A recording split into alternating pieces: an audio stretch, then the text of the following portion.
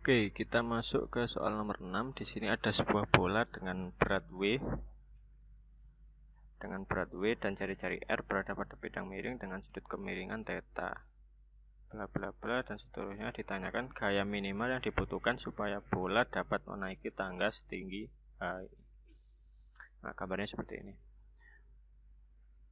Oke, untuk mengerjakan soal UTBK SBMPTN itu kita tidak harus bisa mengerjakan semua soal dengan benar. Nah, jadi UTBK SBMPTN itu juga bicara tentang strategi. Bagaimana kita mampu mengukur kemampuan diri kita. Nah, apakah kira-kira bisa nggak kita menyelesaikan soal ini? Nah, kalau dilihat dari opsinya, sepertinya kan panjang ya. Tapi sebenarnya kalau dikerjakan nggak sepanjang itu juga. Nah, tapi kalau dilihat dari opsinya, kira-kira kita bisa nggak mengerjakan ini? Nah, itu kita harus bisa mengukur kemampuan diri kita. Nah, di fisika itu kan ada beberapa materi. Ada mekanika, ada termodinamika, kemudian ada optik, kemudian ada gelombang, kemudian ada listrik, dan seterusnya. Nah, ini kita harus bisa mengukur kita itu mampu mengerjakan yang mana, apakah di mekanika atau di termo. Nah, kira-kira silakan dipetakan nanti kira-kira yang dari semua bab ini mana yang paling dikuasai gitu. Nah, jadi tidak harus bisa semua, mungkin ya 70% lah bisa menguasainya.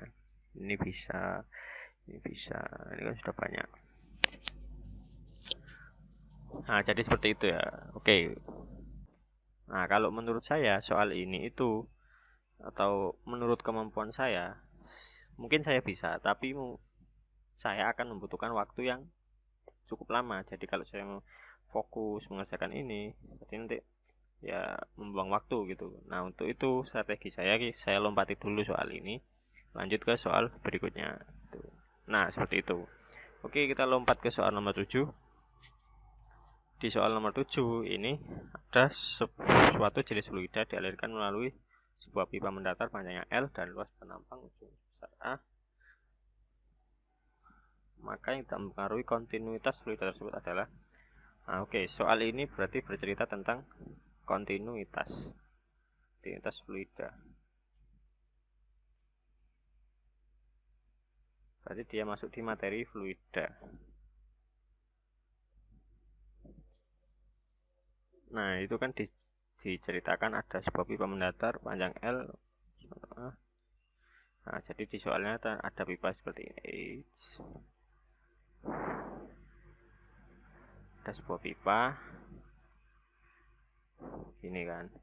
Ini luas penampangnya A. Gitu. Kemudian di ujungnya luasnya itu mengecil gini. Nah, luasnya setengah A atau ini A1, ini A2 gitu ya. Nah, kemudian ini panjangnya L gitu. Yang ditanyakan, maka yang tidak mempengaruhi kontinuitas fluida tersebut adalah. Nah, ini cukup mudah sekali mengerjakannya kan. Persamaan kontinuitas itu bagaimana? Persamaan kontinuitas. Nah, jadi kontinuitas atau persamaan kontinuitas itu menyatakan bahwa laju aliran air di sini di A1 itu sama dengan laju aliran di A2 kan gitu. Berarti debit di Q1 itu harus sama dengan debit Q2. Walaupun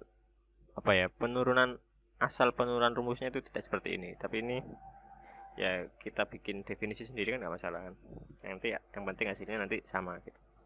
Jadi persamaan kontinuitas tadi kan menyatakan bahwa laju aliran air di sini harus sama dengan laju aliran air di sini. Berarti persamaannya kan Q1 atau debit 1 sama dengan debit di titik kedua kan gitu. Nah, debit itu apa persamaannya? Sama debit itu kan banyaknya volume air yang mengalir tiap satuan waktu gitu, sama dengan V2 per T gitu kan. Oke, kemudian kita tinjau air di lintasan yang lebih besar. Misal air itu menempuh lintasan sejauh ini, misalkan X1 itu atau DX1. Nah, kita potong elemen yang sangat kecil itu, dan kita tinjau di lintasan yang kecil. Ini DX2 gitu. Nah, berarti volume air di sini atau V1 itu kan berarti A1 kali DX1 per T1 sama dengan A2 kali DX2 per T2 gitu. Oke. Nah, berarti ini kan kecepatan.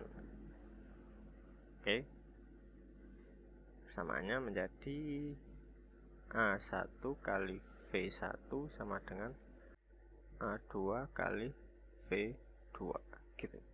Nah, jadilah ini persamaan kontinuitas. Nah, kalau dilihat di option itu, bentar. Jadi kalau dilihat di option, kecepatan kan jelas mempengaruhi. Yang ditanyakan kan yang tidak mempengaruhi. Kecepatan mempengaruhi, luas penampang mempengaruhi. A ini kan luas penampang, V kecepatan, ketinggian. Tunggu dulu. Jadi kita lihat yang jelas-jelas saja dulu. Diameter penampang apakah mempengaruhi?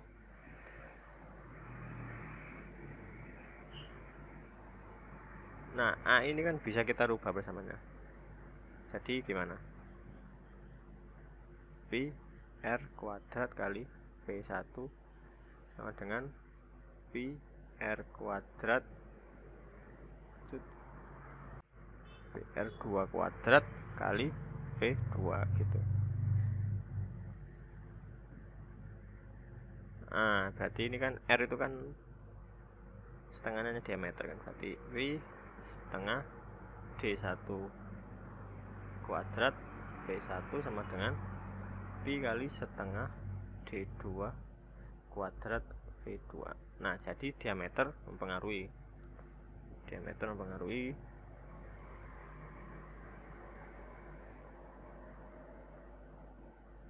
Nah, sekarang berarti kan tinggal mencarikan dua. Panjang pipa tidak ada di persamaan ini. Oke. Ketinggian tidak ada juga di persamaan ini ternyata. Nah, kalau menurut saya harusnya ini D itu juga tidak termasuk, karena yang dipertanyakan di soal itu kan tentang kontinuitas fluida. Nah, kontinuitas fluida itu ya ini fluida. Nah, tapi mungkin maksud si pembuat soal itu dia diarahkan ke persamaan Bernoulli.